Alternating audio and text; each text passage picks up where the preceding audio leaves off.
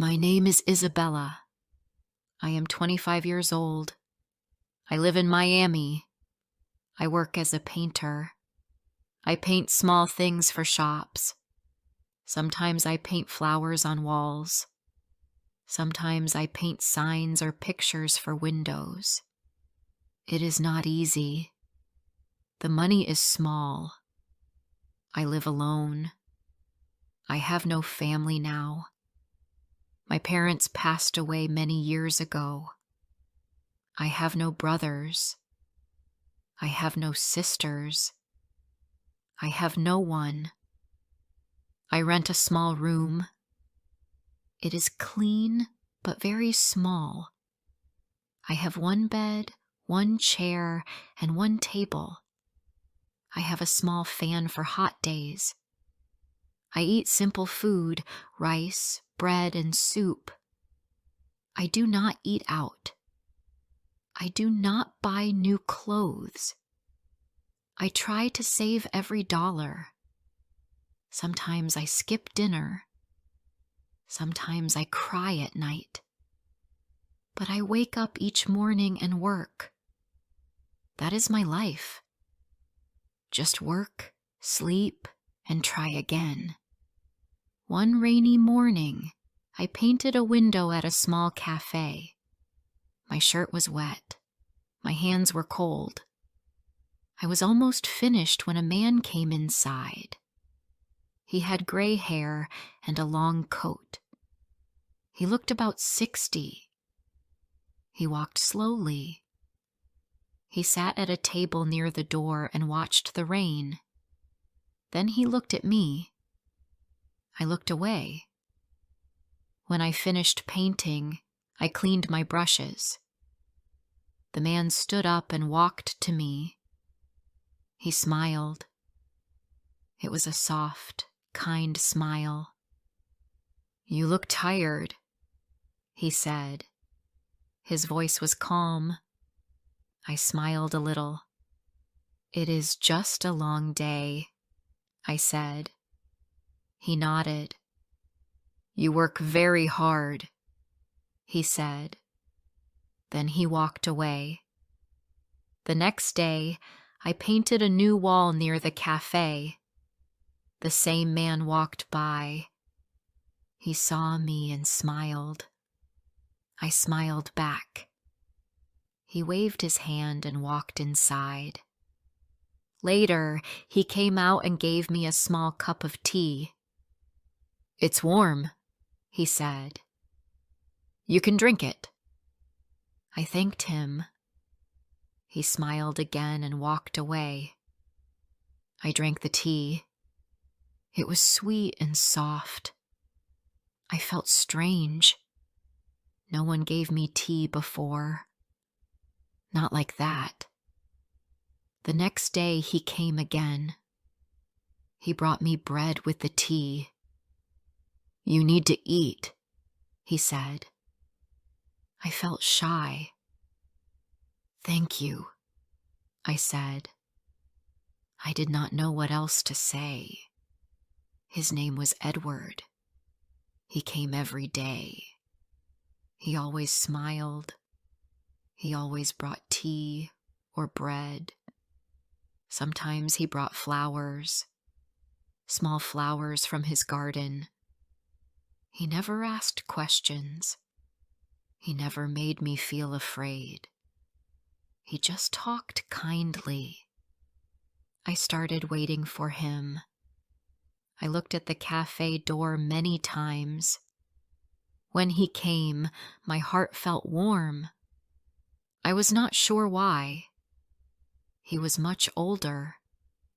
He looked like my father could have looked, but he was gentle. I liked his voice. I liked his eyes. They were not cold. They were soft. One day, he sat with me on a bench near the cafe. He looked serious. "Isabella," he said, "I want to talk." I looked at him. My hands felt cold. "You live alone." He said, "You have no family. You work hard every day. Life is hard for you." I looked down. I did not speak.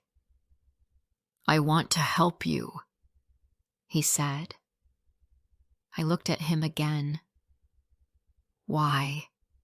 I asked. He smiled a little. "Because I care," he said. "And I see you." He stood up. "Please, think about what I said," he said. Then he left. That night, I sat in my room. I looked at my small table. I looked at the wall. I thought about his words. No one said they cared about me before. No one looked at me like that. What did he mean? The next day, I was working again. He came and gave me a letter. He did not say much. "Please read this," he said. "Then think." He smiled and left. I held the letter in my hand for a long time. I did not open it right away. I was scared. My heart beat fast. What was in the letter? Later that night, I sat on my bed and opened it. The paper was small and clean. His handwriting was careful. The letter said he wanted to help me. He said he could pay for my rent. He could help with food and work. He said he would not ask for anything, but he wanted something too. He said he wanted marriage. My hands started to shake. Marriage? I could not sleep. I sat by the window. The rain fell again outside. My heart felt heavy. Was he serious? Was this real? I had no family. I had no help. Life was hard every day. My job was small. My money was never enough. And now, someone wanted to marry me. Someone wanted to help me. But was this right? I thought about his face, his kind voice, the way he gave me tea, the way he smiled. He never asked for anything before. He was always respectful. But marriage? Was this love? Or just help? The next morning, I did not work. I stayed in my room. I read the letter again. I walked around the small space again and again. My feet were cold. My head was full of thoughts. That afternoon, he came again. He stood outside the door of the cafe. It was raining again. His coat was wet, but his smile was the same. I walked to him. I held the letter in my hand. "I read it," I said. My voice was quiet. He waited. I looked at his face. I looked at the street. "I will marry you," I said. He did not move. Then he smiled. His eyes were soft. "Thank you, Isabella," he said. Truly. There was no hug, no kiss, no celebration, just two people in the rain, just two hearts trying to understand. He said we could marry next month. A small wedding, no party, just a paper, a ring, and a promise. That night, I sat on my bed again. I looked at my hands. They felt warm and cold at the same time. I asked myself again and again, did I do the right thing? Would I be safe? Would I be sorry? The rain fell harder. I listened to the sound. It was soft and strong. I whispered to myself, "Time will tell." The next morning, I started painting again. My hands moved, but my heart was full of thoughts. A new life was coming. A strange life. Maybe a better one. Maybe not. But I said yes. Before I share the rest of my story, I need to know, where are you listening from? Knowing someone hears me, understands me, gives me strength. The days passed slowly. Edward did not come every day now. He said he wanted to give me time and space. I kept working. I painted shop windows and cafe walls. I tried to keep my mind busy, but the letters stayed in my bag. His words stayed in my head. I thought about the wedding. I thought about his offer. It still felt strange, but I had said yes. One morning, Edward came to see me again. He brought a paper with a date. It was the wedding day. He said, "Only a few people will come. No party. Just a small moment. Only if you still want to." I looked at the paper. I said softly, "Yes, I will be there." I did not tell anyone. I had no one to tell. I did not buy a dress. I had no money for that. I found an old white dress in my closet. It was simple. I washed it by hand. I ironed it with care. It looked soft and clean. I tied my hair with a white ribbon. That was all. The day came. The sky was cloudy. The air felt warm but heavy. I walked alone to the small building. It was a quiet place near the edge of the city. Edward waited outside. He wore a black suit. He looked clean and calm. He held a small bouquet. The flowers were not from a shop. They were from his garden. "Hello," he said. "You look nice." "Thank you," I said. We walked inside together. There were only 5 people there. I did not know them. I think they were his old friends. The man who spoke the words was kind. He smiled at both of us. The room was quiet. No music played. There were no cameras. Only our hands, our eyes, and 2 simple rings. Edward said, "I will care for you always." I said, "I will try." We put the rings on. The man said we were now married. Edward looked at me. His eyes were soft. "Let's go home," he said. We left the building. No one clapped. No one cheered. I did not mind. It felt like a dream, slow and quiet. His home was far from the busy streets. We took a short drive. I looked out the window. My heart beat fast. I had never been to his home before. I did not know what to expect. The house was small but strong. It had old walls and big windows. It smelled like flowers and wood. There were books on every shelf. The chairs looked soft. The curtains were thick and red. The air inside was warm.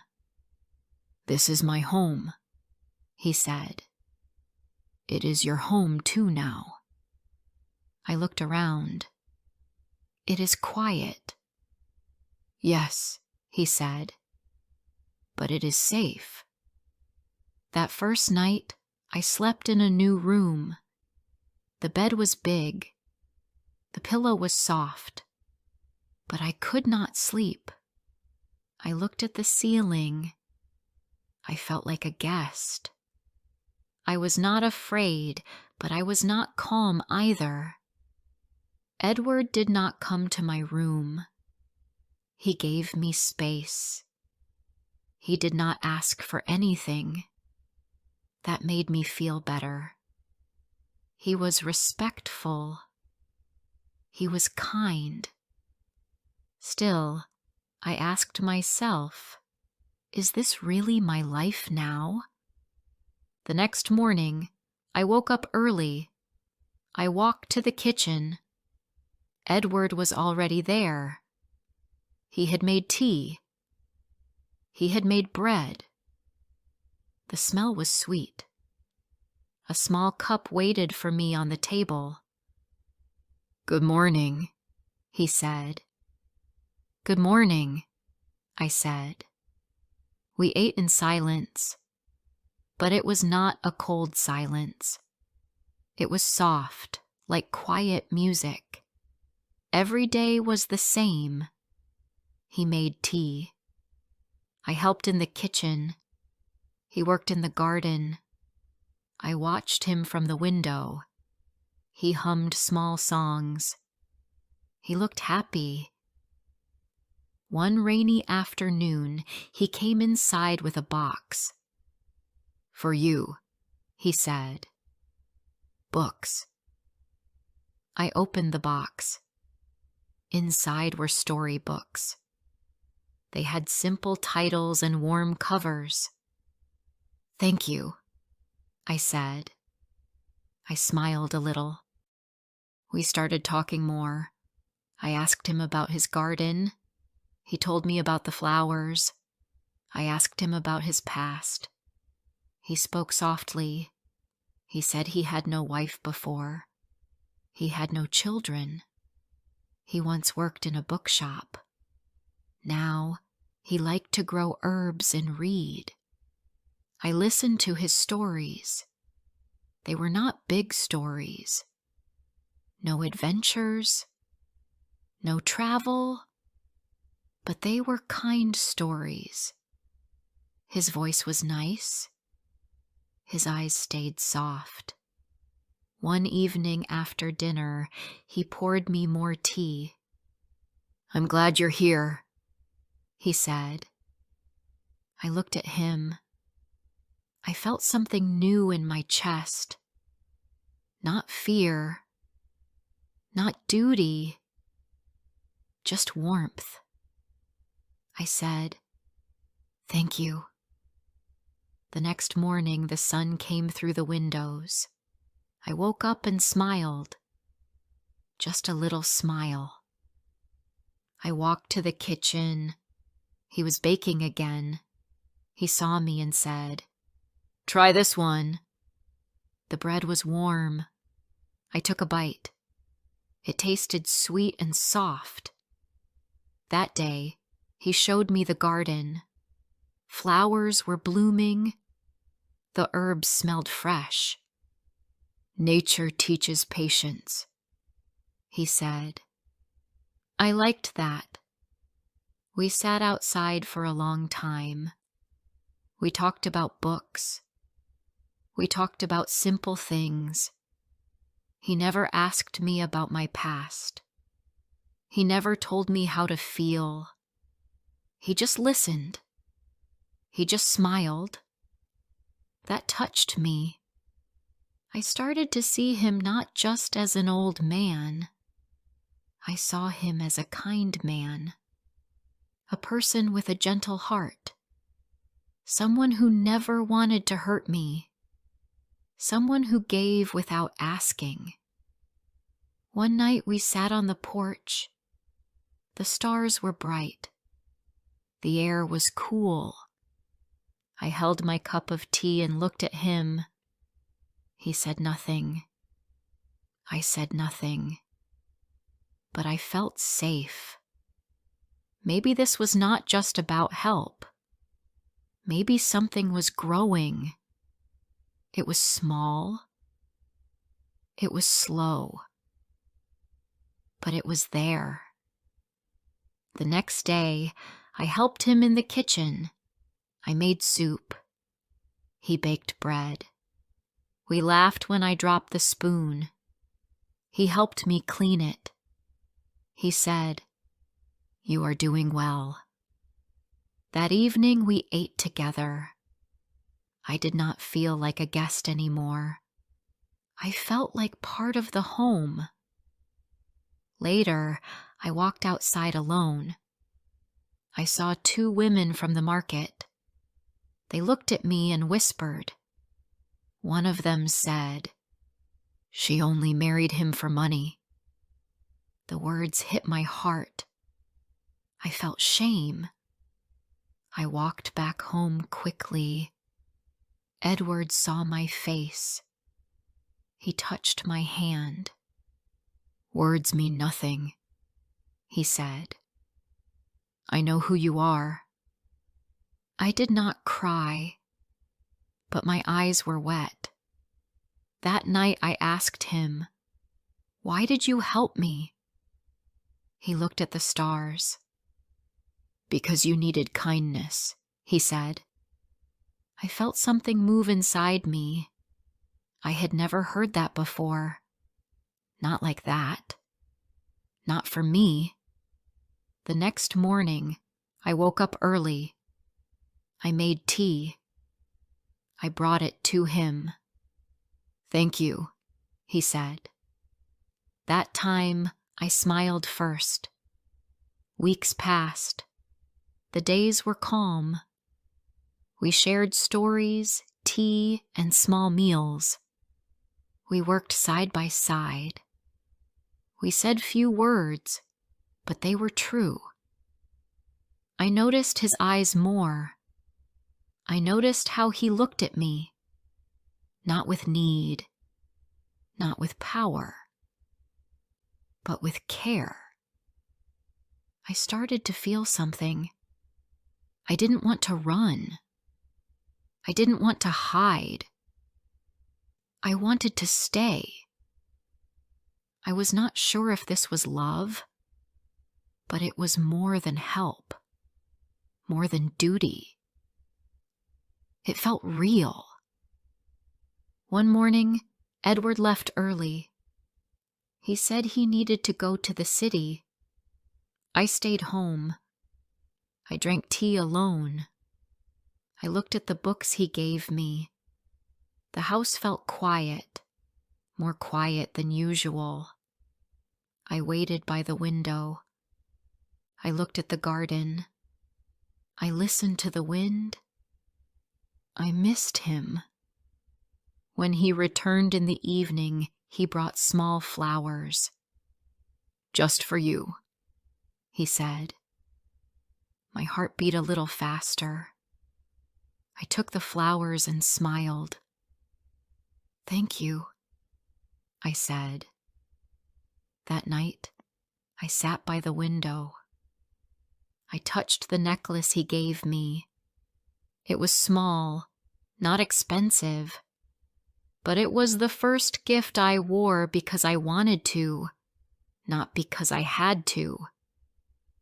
Later that evening, he made tea and sat across from me.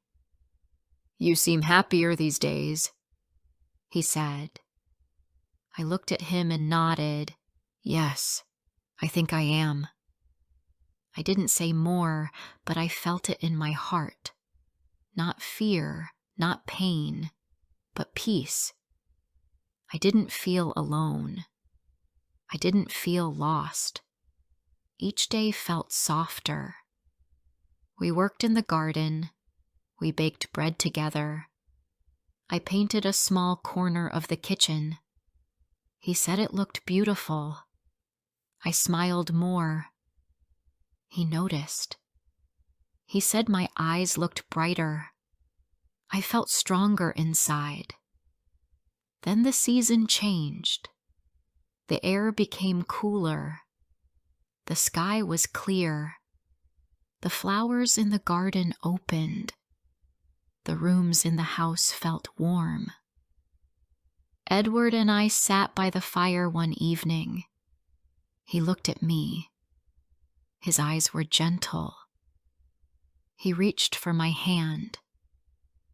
"Are you happy, Isabella?" he asked.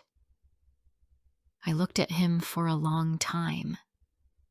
Then I said, "I married for money, but now I stay because I want to."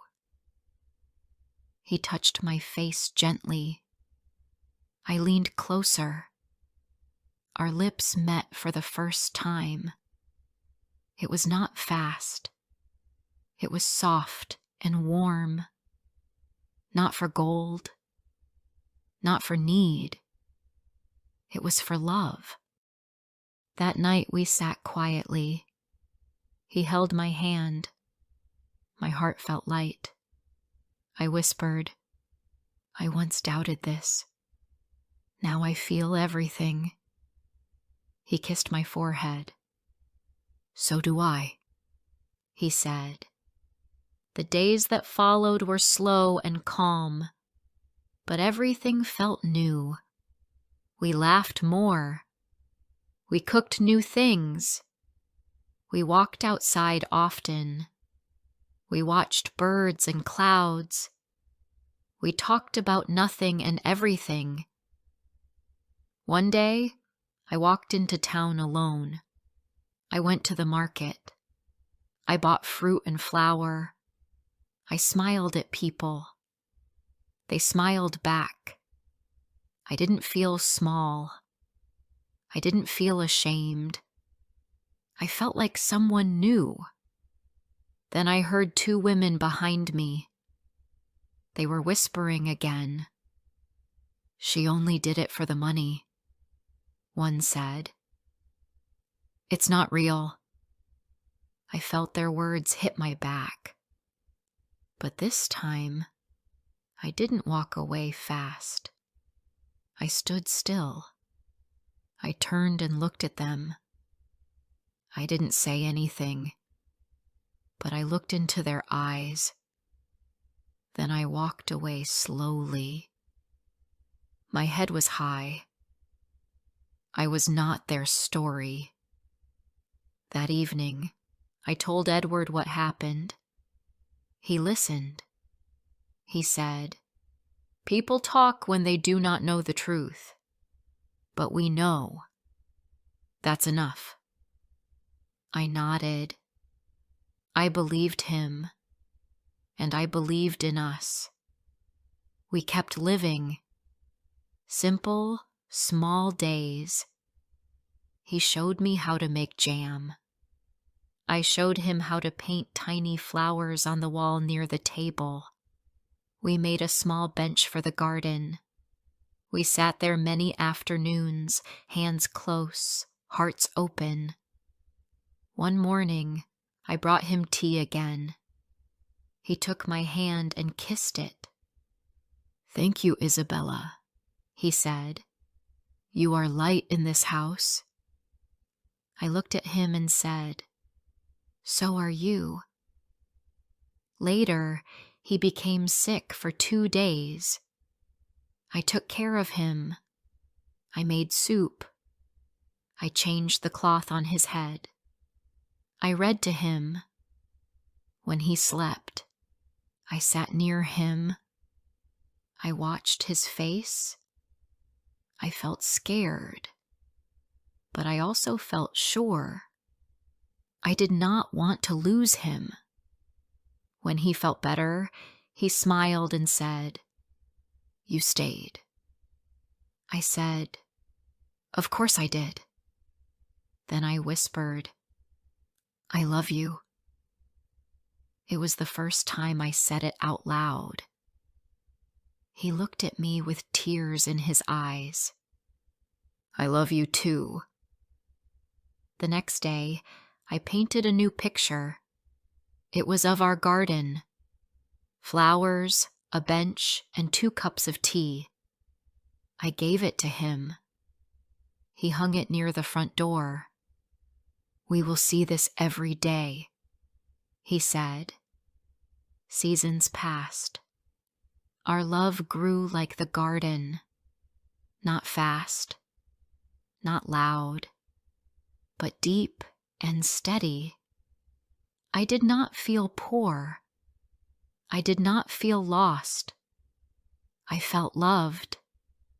I felt strong. One afternoon, I sat with him on the porch. I held his hand. We looked at the sky. He said, "You saved me." I said, "No, you saved me." He smiled. Maybe we saved each other. And I knew it was true.